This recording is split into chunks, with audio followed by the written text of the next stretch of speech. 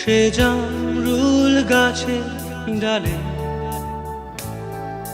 পড়তো ডাকা ডাকি আমার শৈশবের সকালে। সেই যে হলুদ পাখি বসে জামরুল গাছের ডালে